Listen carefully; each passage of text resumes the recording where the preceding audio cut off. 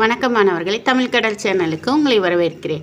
இன்றைக்கி நம்ம படிக்கக்கூட பாடம் 7th ஸ்டாண்டர்ட், அதாவது 7ஆம் வகுப்பு, பருவம் 3ல் இயல் 2ல் இருக்கக்கூடிய அறம் என்னும் கதிர் அப்படிங்கிற தலைப்பில் இருக்கக்கூடிய ஒரு செய்யுள் பகுதியை தான் நம்ம இன்றைக்கி பார்க்க போகிறோம். இதில் என்னென்னா, இளமை பருவத்திலேயே நம்ம என்ன மாதிரி நல்ல விஷயங்களை கற்றுக்கணும் அப்படிங்கிறத இந்த செய்யுளில் சொல்லியிருக்கிறாங்க. இளமை பருவங்கிறது எதனையும் எளிதில் கற்றுக்கொள்ளும் பருவம். அதனால தான் இளமையில் கல் அப்படின்னு ஔவையாரும் சொல்லியிருக்கிறாங்க. இப்பருவத்தில் கல்வியை மட்டுமல்லாது நற்பண்புகளையும் கற்றுக்கொள்ள வேண்டும். அது வாழ்வு முழுமைக்கும் பயனளிக்கும் அறநெறிகளை இளமை பருவத்தில் கற்றுக்கொள்வதை உழவு தொழிலோடு ஒப்பிட்டு கூறும் பாடல் தான் இந்த இதில் நாம் பார்க்க போகிறோம். அதாவது இளமை பருவத்தில் கல்வி மட்டுமல்லாது நற்பண்புகளையும் கற்றுக்கொள்ளணும். அதுதான் வாழ்வு முழுமைக்கும் பயனளிக்கும். அப்படிப்பட்ட அறநெறிகளை இளமை பருவத்தில் கற்றுக்கொள்கிறத ஒரு உழவு தொழில் எப்படி செய்வோமோ அதை மாதிரி எதெல்லாம் விதைக்கணும், எதெல்லாம் எப்படிப்பட்ட விதைகளை விதைக்கணும், எப்படிப்பட்ட நிலத்தை தேர்ந்தெடுக்கணும், எப்படிப்பட்ட விதை விதைக்கணும், அந்த விதை முளைக்கும் போது என்னென்ன களைகளையெல்லாம் எடுக்கணும், எந்தெந்த எரு போடணும், எப்படி நீர் பாய்ச்சணும், அதன் மூலமாக கிடைக்கக்கூடிய கதிர் எப்படி வரும் அப்படிங்கிறத ஒரு பாடலில் நம்மளுக்கு சொல்லியிருக்கிறாங்க. இந்த பாடலை பாடியவர் முனைப்பாடியார் அறநெறிச்சாரம். இந்த நூலின் பேர் அறநெறிச்சாரம். இதை பாடியவர் முனைப்பாடியார். இவர் ஒரு சமண புலவர். இவர் யார்? ஒரு சமண புலவர். இப்போ இந்த நூல் வெளியே முதல்ல தெரிஞ்சுக்கலாம், அதுக்கப்புறம் இந்த பாடலை படிக்கலாம். வாங்க. பாருங்க, இந்த முனைப்பாடியார்ங்கிறவங்க திருமுனைப்பாடி அப்படிங்கிற ஊரை சேர்ந்த ஒரு சமண புலவர். இவரது காலம் 13ஆம் நூற்றாண்டை சார்ந்த இவர் ஒரு சமண புலவர். இவர் இயற்றிய நூலோட பேர் அறநெறிச்சாரம். இது மொத்தம் 225 பாடல்களை தான் கொண்டது. 225 பாடல்களை கொண்டது. அறநெறிகளை தொடர்ந்து கூறுவதால், அதாவது அறநெறிகள் என்னென்ன அப்படிங்கிறது தொகுத்து கூறுவதனால் இந்நூலுக்கு அறநெறிச்சாரம் அப்படிங்கிற பெயர் பெற்றது. இந்நூலில் இருக்கக்கூடிய 15ஆம் பாடல், 225 பாடல்களை கொண்டது. அதில் 15ஆம் பாடல் தான் நமக்கு பாடமாக தரப்பட்டுள்ளது. நம்மளோட பாடப்பகுதி 15ஆம் பாடல். இப்போ இந்த பாடப்பகுதியில் உழவு தொழிலோடு அறநெறிகளை ஒப்பிட்டு கூறியிருக்கிறாங்க. என்னென்னு பார்க்கலாம். இன்சொல் விளைநிலனா. இன்சொல்ல விளைநிலனா வச்சிருக்கிறாங்க. அதாவது விளைகின்ற நிலமாக இன்சொல், இனிமையான சொற்களை நம்ம எப்போவுமே என்ன செய்யணும், கற்றுக்கிட்டே இருக்கணும். நிறைய பேச கற்றுக்கணும். விளைநிலம் அப்படிங்கிறது என்னது, விளைஞ்சிட்டு வரக்கூடிய நிலமாக. இன்சொல் விளைநிலனா. ஈதலே வித்தாக. ஈகைங்கிற பண்பை வித்து விதையாக அதில் விதைக்கணும். இன்சொல்ல விளைநிலனா எடுத்துக்கணும். ஈகைங்கிற பண்பு அதில் வித்தாக. வித்துனா என்னது, விதையாக அதை விதைக்கணும். வன்சொல் கலை.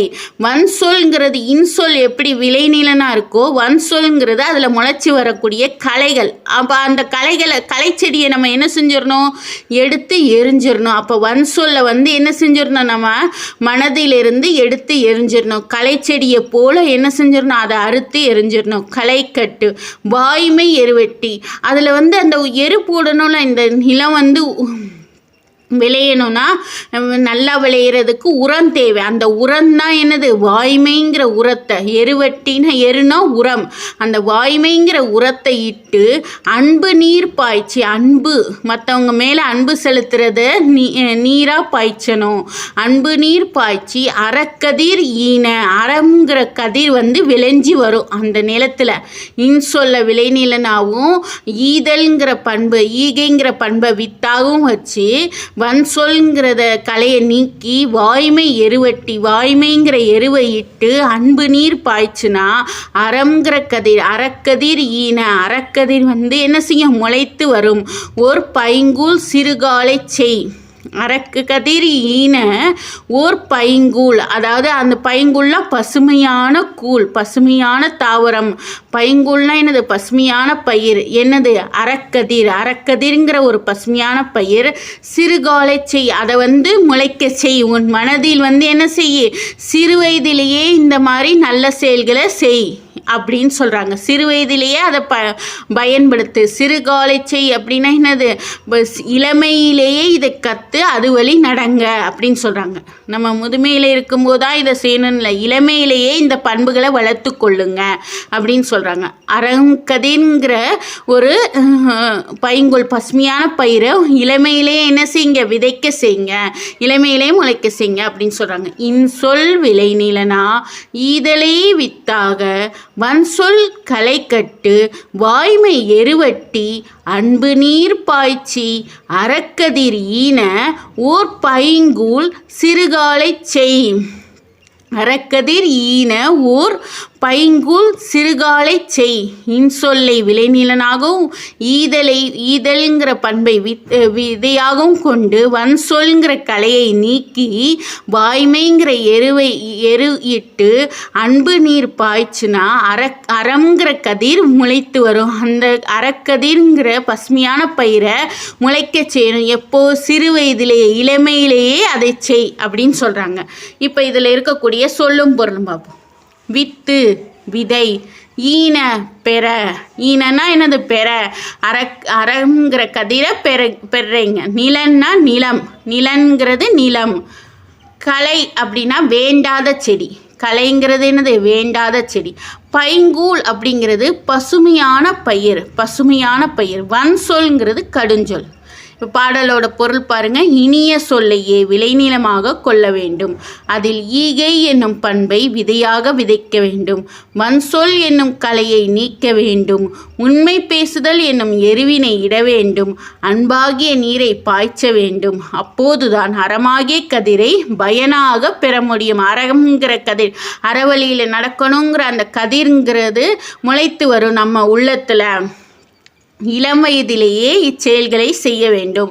நம்ம இந்த மாதிரி செயல்களை எந்த வயதில் செய்யணும்? இளம் வயதிலேயே செய்யணும் அப்படின்னு சொல்லியிருக்காங்க. இப்போ இந்த பாடலில் இருக்கக்கூடிய புக் பேக் ஆன்சரை பார்க்கலாம். காந்தியடிகள் எப்போதும் டேஸ் பேசினார், வாய்மையை பேசினார். இன்சொல் என்னும் சொல்லை பிரித்தெழுத கிடைப்பது இனிமை கூட்டல் சொல். அறம் கூட்டல் கதிர் என்பதனை சேர்த்தெழுத கிடைக்கும் சொல் அறக்கதிர். இம்முங்கிறது போய் இக்கா மாறிடும். இளமை என்னும் சொல்லின் எதிர்ச்சொல் முதுமை. விளைநிலம்ங்கிறது என்னது? இன்சொல். விதைங்கிறது என்னது? ஈகைங்கிற பண்பு. களை எது? அதில் களைச்செடி எது? வன்சொல். உரமாக எதை போடணும்? உண்மை. வாய்மைங்கிறத எருவாக போடணும். உரம் எது? உண்மை, உண்மை பேசுதல். அறக்கதிர் விளைய எதனை எருவாக இட வேண்டும் என முனைப்பாடியார் கூறுகிறார்? அறக்கதிர் விளையனா உண்மையை எருவாக இட வேண்டும், வாய்மையை. நீக்க வேண்டிய கலைங்கிற அறநெறிச்சாரம் எதனை குறிப்பிடுகிறது? எதை நீக்கணுமா? கலையா? எந்த கலையை செடியை நீக்கணும்? வன்சொல் பேசுறது, வன்சொல்ங்கிற கலை செடியை நீக்க வேண்டும் என்று அறநெறிச்சாரம் குறிப்பிடுகிறது.